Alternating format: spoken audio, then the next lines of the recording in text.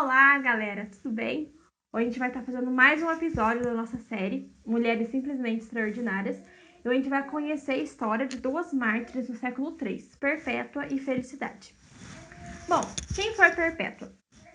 Perpétua foi uma mulher muito rica, de uma família muito nobre da cidade de Cartago. E ela tinha 22 anos quando ela foi presa, né? Por conta da sua fé. Perpétua ela era casada e tinha acabado de ter um filho, né? Então ela tinha um bebezinho ainda muito pequeno quando ela foi presa. E Felicidade era escrava de Perpétua. Então as duas se converteram ao cristianismo, né? E foram presas juntas. Só que Felicidade estava grávida na época que ela foi presa. Perpétua, como ela era de uma família muito nobre, seu pai tentou de várias formas convencer ela de negar sua fé para que ela fosse liberta e não fosse martirizada. Mas ela sempre foi muito destemida, muito convicta de sua fé e não abandonou e não negou sua fé, mesmo por conta de seu filho. Tanto que seu filho, ela conseguiu com que seu filho ficasse com ela um tempo no cárcere para ela poder estar amamentando ele o máximo de tempo possível até o dia do seu martírio. E depois, o filho dela ficou com o irmão e com a mãe, né? Que o irmão dela também era cristão. E uma das vezes que seu pai tentou convencer ela de negar sua fé, ela falou uma frase para ele que ficou muito marcada por um período da igreja.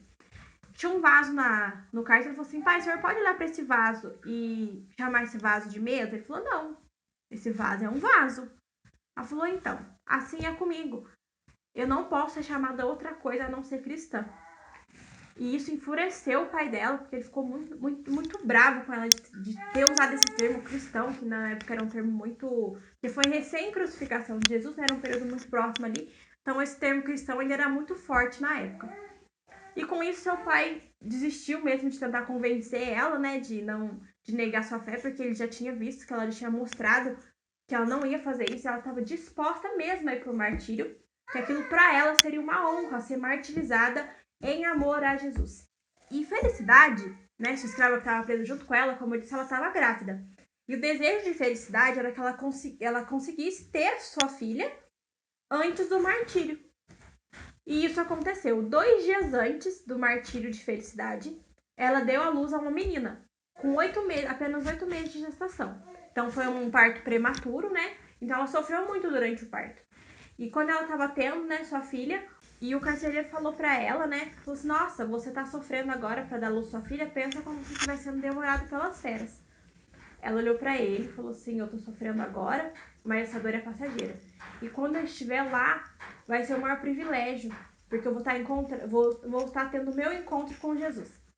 Então, tanto para Perpétua quanto para Felicidade, o martírio para elas era uma honra, era uma vitória para elas, porque elas tinham certeza de que Jesus estaria com elas ali naquele momento e que elas teriam um encontro com ele. Então, passados 2 dias, né, do parto de Felicidade, uma irmã na fé adotou a filha dela. Chegado o dia do martírio, eles colocaram uma túnica mais grossa nelas, porque como as duas tinham acabado, né, praticamente de ter os filhos, o corpo delas ainda dava para ver. Então, para não escandalizar as pessoas que estavam lá para aquele evento, porque o martírio na época era um evento, né? As pessoas pagavam para ir lá ver as pessoas estar sendo devoradas pelas feras. E então colocaram sobre elas uma túnica mais grossa para que as pessoas não percebessem que elas tinham acabado de ter um filho. Quando o Perpétua foi lançada, né, pelo primeiro golpe que ela levou foi de uma vaca até, rasgou a roupa dela, ela sempre tentava se cobrir, porque ela falava: não posso me apresentar despida diante do Senhor. Ela ainda se preocupava, né, com a sua decência para estar se apresentando diante de Deus.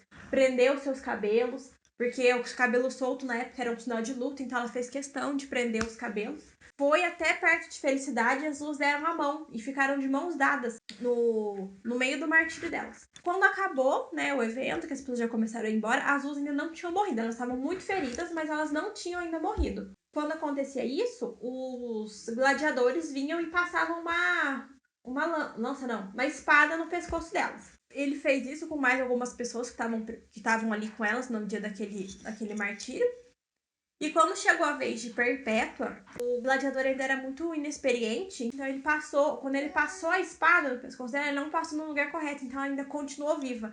Ela mesma, com a sua própria mão, falou assim: olha, é aqui que você tem que passar. Foi onde ele conseguiu acertar, porque ela permitiu com que ele acertasse o lugar correto dela. E a história delas inspirou muitas pessoas, porque Perpétua, né, sabe-se muito da história das duas, porque ela fez um diário na época que ela tava presa, ela escreveu um diário com vários relatos de experiências incríveis que ela teve com Deus. Ela teve várias visões, porque na época, o contexto da igreja que elas participavam era uma igreja muito profética, era uma igreja que as pessoas profetizavam em estado de transe. Então, visões, profecias eram algo muito latente naquela época.